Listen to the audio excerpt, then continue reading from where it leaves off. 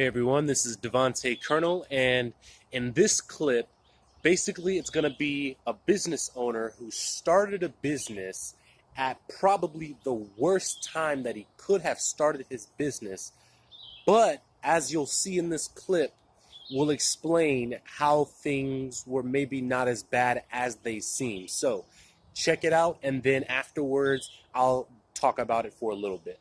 Hope you enjoy.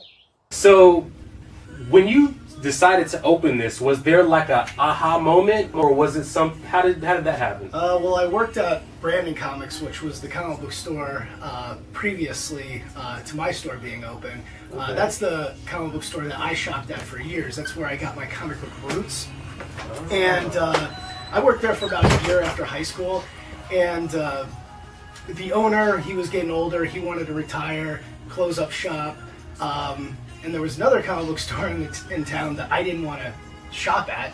Oh, yeah. So that kind of inspired me to open my own store, which was back in 1999, which was, if you know anything about comic books, was kind of the dead zone of the industry. Probably not the best time to open a comic book store, but I was a young, dumb 20-year-old, and I figured, what the heck, I want to sell comics. I mean, kind of, when you think about it, if it was the dead zone, the only place you had to go from there was up.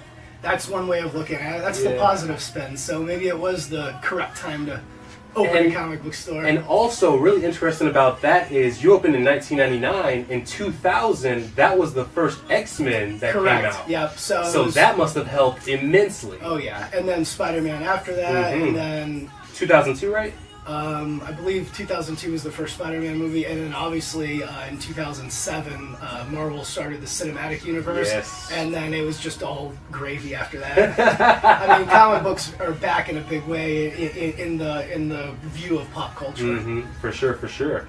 So as you see, starting a business in that area, that 1999, was actually not the worst thing possible.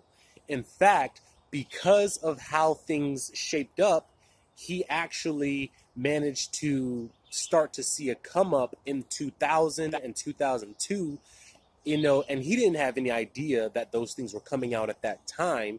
He just knew that he had a passion for that thing, and he stuck with it. And I think that's super important when, we look at, especially people that are looking to start in it.